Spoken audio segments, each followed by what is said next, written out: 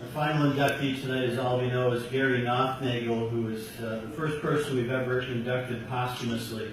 I think that most people in the room have had some interaction with Gary at some point because he seemingly attended every home sporting event at Nazareth and many more at various venues around the area. He went to some faraway places as well. He went to California with the basketball team a couple of times, I know with the soccer team at least once.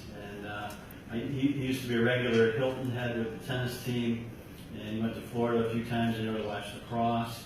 And for Gary, there was no hidden agenda there either. No underlying reason why he was there. It simply was a labor of love for him.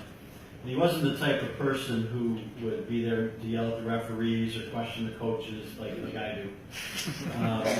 But I spoke with Debbie, his wife, a couple of weeks ago, and she explained that Gary grew up in Rochester and really wasn't much of an athlete himself, but going to games was a way for him to express his love for sports, and he really loved the friendships that he gained from the players and the coaches and the various families whose lives that he touched. Gary and Debbie were married for 44 years. They met when both were students at RIT, and Debbie said that Gary took her to a fraternity party as her first date. Very romantic. But they had 4 great children, all of whom are here tonight, I believe, and who more or less grew up at Nazareth, and 5 grandchildren. And he also taught at Nazareth for 38 years, so that's quite a bit. So before we're going to introduce Gary's son, Chris, who's going to speak on behalf of the family, but we'll just play the quick video first.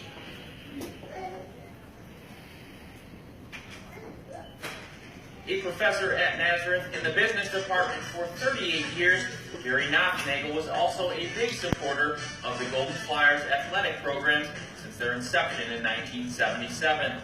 In addition to attending numerous sporting events on campus, Nothnagle traveled to faraway venues as well to cheer on his favorite teams. Nothnagle passed away unexpectedly in September 2015. During his tenure, the passionate Nazareth sports fan assisted in founding the Nazareth Sports Management Program in 1994. Recently, the Gary Nothnagle Memorial Award was established in his honor and will be presented annually to a worthy School of Management student. Nothnagle is survived by his wife of 44 years, Debbie, and daughters Jenny, Mandy, and Vicky, along with his son, Chris. Please welcome Chris Nothnagle, who will speak on behalf of the Nazareth family.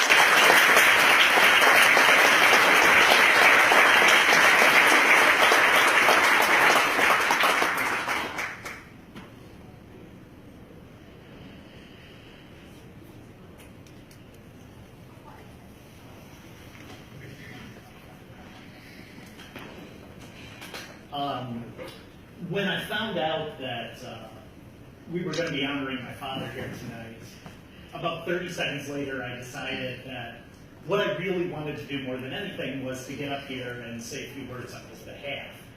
And I asked my family if they would have any problem with that, and they rallied behind me. They gave me a few notes of things to add into my speech, but they did make me make one promise, and that was that at no time throughout this evening am I allowed to do what I consider still to this day to be a spot-on impersonation of my father. So if anyone does want to see that, I will be in the parking lot a little bit. If you never knew Gary Nothnagle, and as far-fetched as that may seem, it is a possibility. Because my father was someone who never sought out the spotlight. But if you never met him, like the video was saying, you may scratch your head as to why tonight we're honoring a man who, he couldn't throw a fastball, he couldn't sink a free throw, he couldn't block a shot, he couldn't swim a lap. Why is this man being inducted into a sports Hall of Fame? You know, my father's physical athletic prowess, it pretty much started and ended with him being a halfway decent miniature golf player.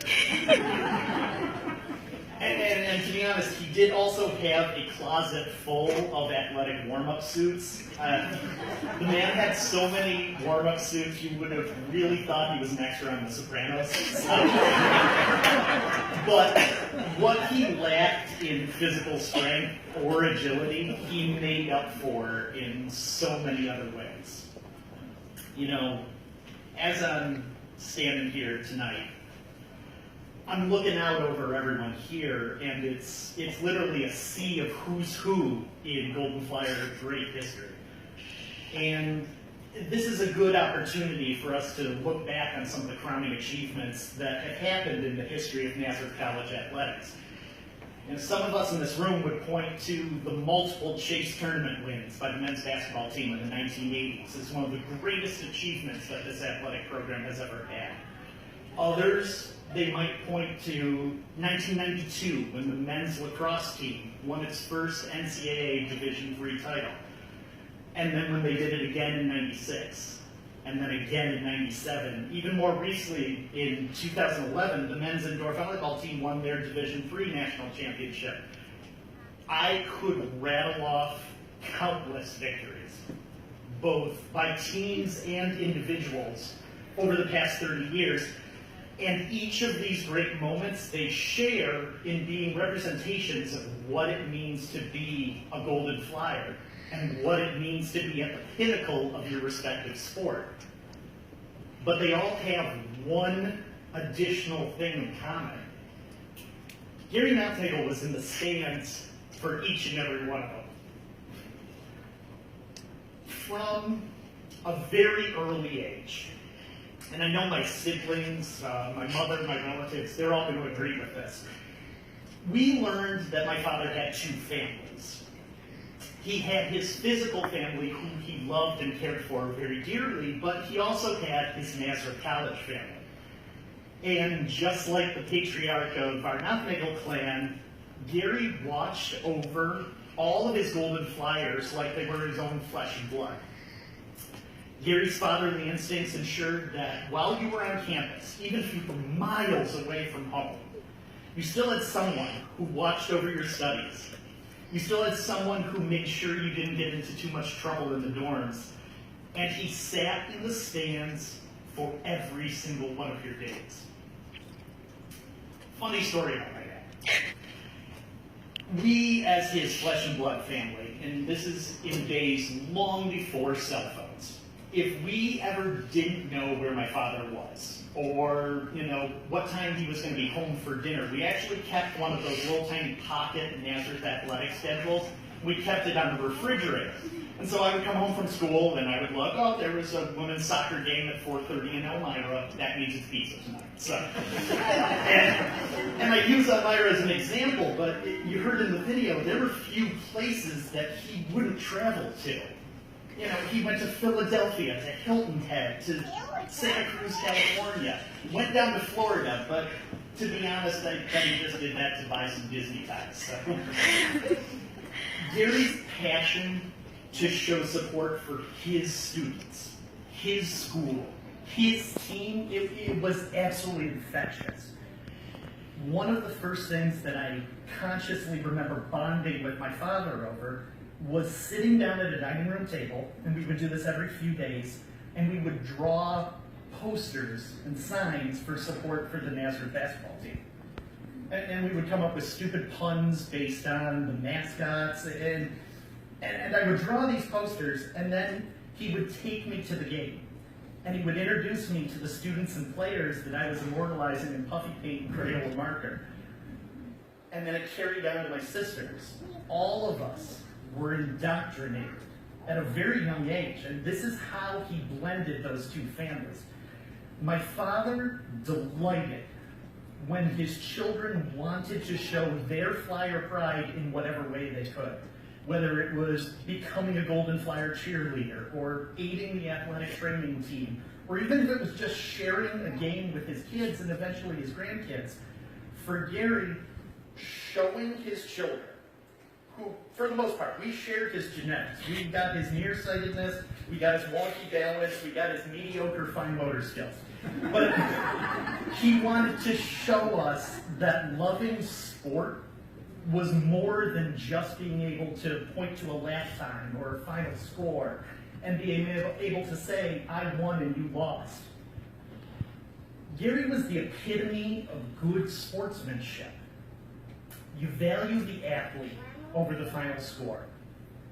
You value the individual who balances both academics and athletics. You value friendships that are formed. You value the teamwork that's demonstrated. You value the contest that's hard fought. For my father, Gary Nothnagle, it was never just a game.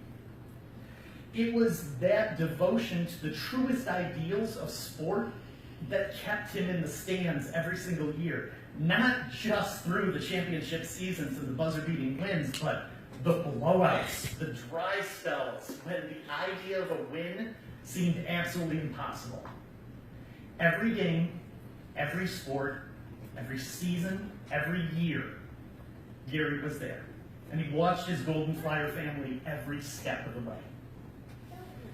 His support extended far beyond the classroom and the playing fields. He would routinely open up his home to our extended family. I remember Final Four parties where our tiny kitchen in our old house was absolutely bursting at the seams because he had invited over the entire JV and varsity basketball team. As I grew up, I remember sharing our dinner table with countless wayward athletes who couldn't make it home for a holiday break. My father must have had our house painted 12 times in 20 years, not because it ever needed it, but because whenever he learned about a Golden Flyer who couldn't find a summer job, he made one. And he extended this hand of friendship over and over and over again. I look over at my family, it's no surprise to me that half of my godparents came from Nazareth College athletics locker rooms. He had this way of building friendships and relationships that extended long beyond a single season of a sport, or the amount of time that you were in a class, or even your 4 years on campus. And that will be his legacy. Sorry. Tonight, we honor my father, Gary Nothnagle, by inducting him into the Nazareth College Sports Hall of Fame. And by doing so, we honor all the wonderful things about athletics and what they can highlight in each and every one of us. We honor the spirit of teamwork and friendship and dedication and unwavering commitment in the face of adversity. We honor nurturing strength of mind while at the same time balancing it with strength of body. We honor the spirit of volunteering our time to the advancement of noble pursuits. At the beginning of all this, I spoke to my father saying that he was never a man who sought out the spotlight. He was, I think I figured out the reason why. It's because he was the spotlight. He was always too willing to shine his light on the achievements of others. And that spirit is always going to be a part of this campus. We should all strive to be a spotlight for someone else. Gary's influence is going to transcend generations, and it's already being demonstrated by his grandson, Jameson. Jameson recently took home second award in his Little League team, and that award, for the second year in a row, was for exemplary sportsmanship. My dad was proud. So, on behalf of Gary Nothnagle's first family, to the hundreds of members of his second family, thank you. Thank you. I would really like to name all the names of everyone who my father called friend, but we would be here for hours. So, to the Van Gundys, to the Dianettis, to the Convertinos, the Calmans, the McCaffreys, to the Pozeskis, to the Cummings, to the Dailies, to the Careys, to the Shapiros, to the Woods, to the Gothams, and even to the Sisters of St. Joseph, thank you all. I'm sure my father's watching tonight just like he always was from the sidelines. Thank you.